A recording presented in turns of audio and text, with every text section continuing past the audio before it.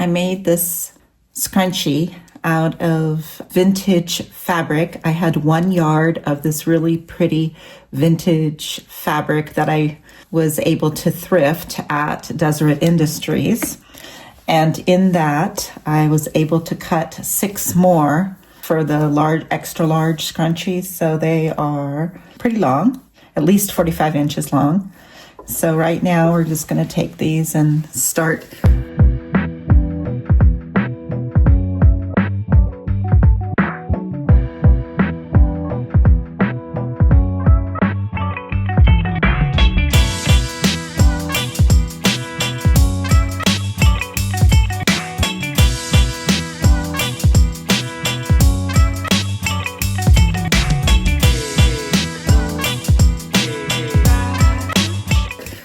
First I'm going to do, I use the burrito style of making the scrunchies. So, but the first thing that we're going to do is just take them end to end and just sew them here. These are small enough that you don't really have to use clips or pins, but if you want to, you can always just use, I would just use these clips that I have. So I could just make sure that I keep it straight. Make sure that my ends are going to stay there. But once you get really fast at it, you really don't need to do that anymore. And it doesn't really, when you're making a scrunchie, it doesn't really matter about your seam allowance and things like that. And you don't have to have them like super perfect because they get scrunched up. But I do like to always do my back stitch. Now with this Bernina, it does have an automatic setting where it'll backstitch by you just pressing, I can't remember what it was, but there's something that makes it just, up here, you just touch something and automatically knows to backstitch, but I'm not that good with that kind of stuff. So I'm really good with computer technology, but when it comes to kind of software stuff, it's not my super strength. So we get to the end here. Now what I did do, we're going to stitch a back stitch there. And then another thing that you can do is just stitch a few times like that and grab your next piece, and then you can cut them after you're all done with the stitching. I am using the Schmetz Microtex size 10 for the silky charmeuse kind of silky style of fabrics. And we'll just take the next one, do the same thing. Now, ordinarily, if I'm going to do this like in batching, I would, but I just wanted to get this on camera for you. But what you would normally do is have these already done up at your sewing table, so you're not having to do them one at a time. They would already be all piled up with the pins, with your clips ready to go. So that's when you would use the clips, so you wouldn't have to lose your place, and you would just continue to keep going and going. But tonight I'm not doing that. But that, you can see, that would go a lot faster. And then a lot of times with the silky material, you do want to hold it a little bit. Don't stretch it, but just have it taut just a tiny bit so that it doesn't bunch up too much. And again, with scrunchies, that's not going to matter because you're going to bunch it up anyway. So that one's ready. I'll get the next one ready. When we do the burrito style, my brain just doesn't seem to want to work in directional. I've just never been, I'm good with north, south, east, and west, like when I'm driving, I'm very good with that. But, and where I live in Utah, it's super easy because the more in the mountains we know, and well, we have mountains on all sides of us, but if we look towards the lake, then we know that's west. To the little mountains is west, and Nevada, and then I know if I look the other way where I live in the east, in the hills, and I get even taller mountains. I live in the mountains. I live at about almost 6,000 feet elevation. It's like 5,500 elevation, I think. And then I can go up even higher, like to 8, 9, 10, right behind my house. And I know that that's all east, and so that's where Colorado is going to be. So I'm really good with that kind of stuff, but it's really hard for me. Like I have to, there's a lady, Taylor Rose, who makes the burrito-style scrunchies, and I have to watch her video like over and over again just to make sure I don't screw it up. It's so weird when I've been sewing like forever, but little things like that, I'm just not good at them. I always have to just keep studying and studying on some of that stuff. It's kind of weird, but whatever. So I'm going to get out of this one here, I will get, what did I say, 6, 7 at total scrunchies, and there is no more of this fabric, so it's one of a kind. So if you really like it, let me show you what it looks like before it's scrunched up. See how pretty it is? It's so beautiful. It's really silky and smooth and shiny. It's got like this, not glitter, but you know, it's glimmery, right? It's not, there's no glitter on it, but looks kind of like it's embossed a little. Anyway, it's super pretty. But I'm only going to have 7 of these since there is no more of this fabric. It's a vintage fabric and I can't, you know, I found just that 1 yard of it. And since I love to upcycle, it's just so cool to make things out of things that are already in existence, you know. I do make brand new scrunchies out of fabric as well, out of the vintage looking kind of fabrics, but they're new.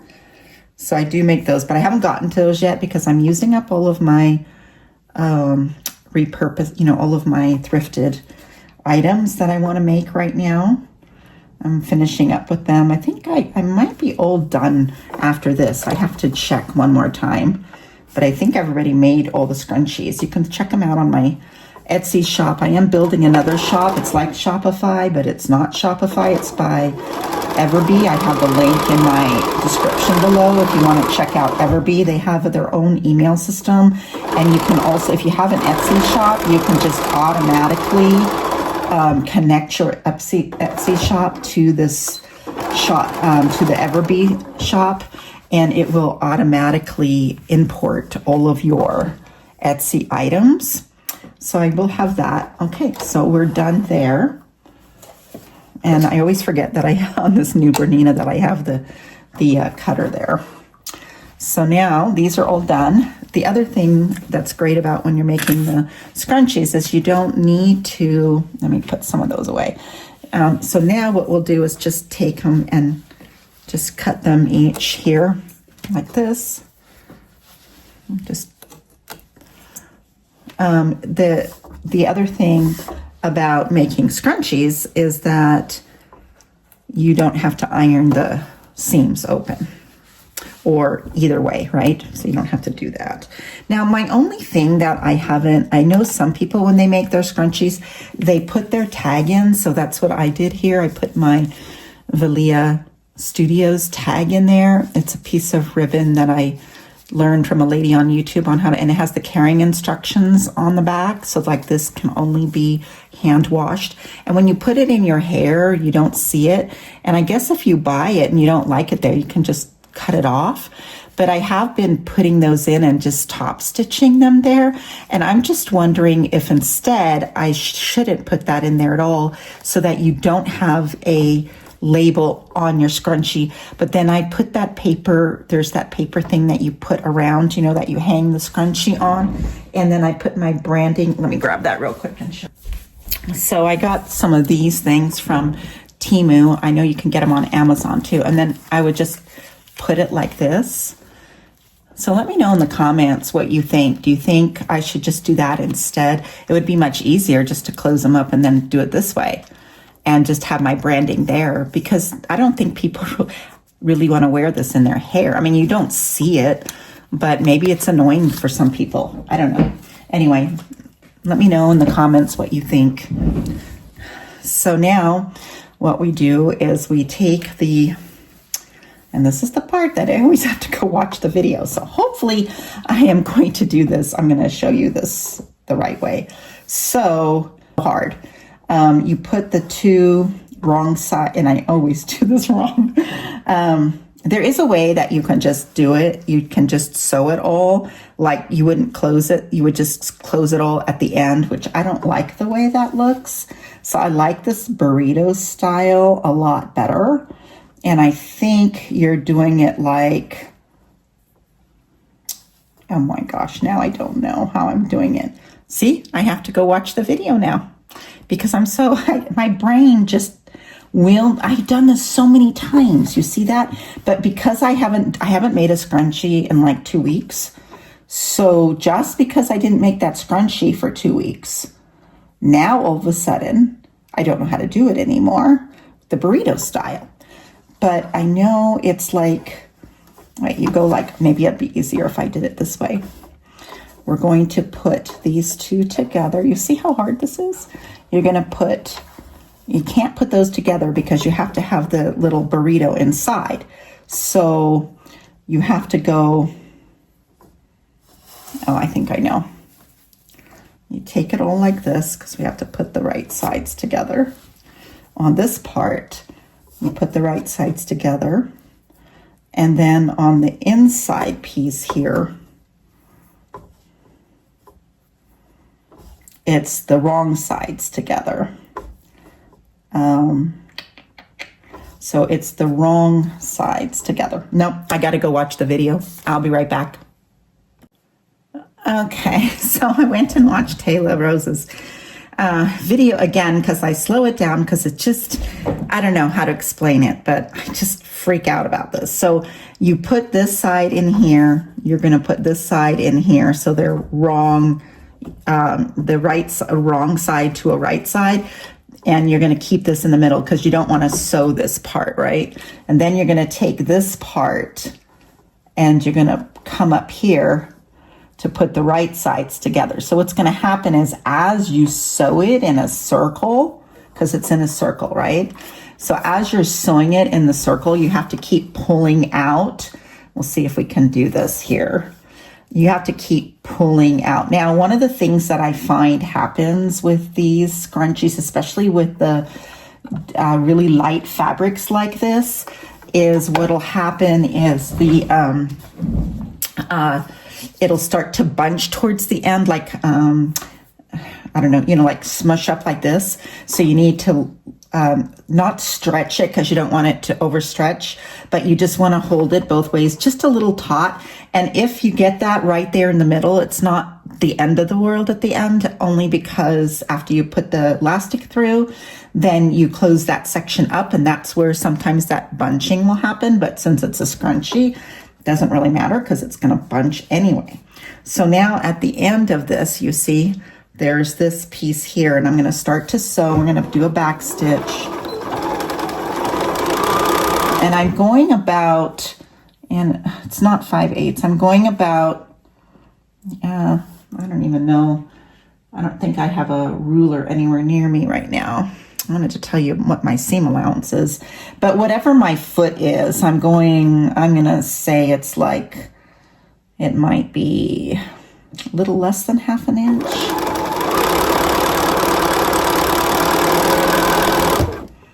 And then we're going to start to, what you do is you hold it back here to pull that tube. So it's like you're in a big tube, okay? And we'll do all of these before we do the elastic. And the main thing with the elastic part is I used a bodkin, but I'm not really good at it. I'm so used to doing things for so many years with just a safety pin. So you can use whatever you want. You can use a safety pin with the elastic, or you can use a whatever you're comfortable with. There's all kinds of ways to pull the elastic through without it falling every time you're trying to. So here I'm pulling it again, see that? So you're just gonna keep holding it back here and then pulling this forward so that you keep in that same, so you're not pulling it out too much. And of course, as you do these more and more, like when I was doing a bunch of them a few weeks ago, I could tell you really easily how to do this. And just in 2 weeks' time, I've had so many other things going on with my other companies, and then I'm going to get my contractor's course that I have to take next week, so I'm trying to get ready for that. I do print on demand, and I designed this really beautiful dress, and I started getting orders. I'm so excited. Started getting orders for that dress from my Etsy store, and also from just people in my neighborhood, in my sphere of influence, that are ordering it. People have been ordering my phone cases from the Phone Foundry, which is a store I own on Etsy. So I've been really busy designing phone cases, because I've had some people request like personalized phones where they put pictures of their family, of their wedding and stuff. So I've been learning how to do that and creating the SOPs for that. I've been doing a lot of that. And then I have my eBay store that I do reselling for. And I do a lot of brand new, like they call it retail arbitrage, where I find really good deals, like on at Hobby Lobby, on JCPenney's, and different Kohl's and Burlington and places like that, that I can resell on eBay. So I also have that shop going on, which I used to do that during the recession in 2008. And then I didn't do it for a long time, and I just started like a week ago doing it again. But I've been sourcing for a long time. Like, I have a lot of stuff to put on. So now it's towards that end piece there, and we want to leave an opening.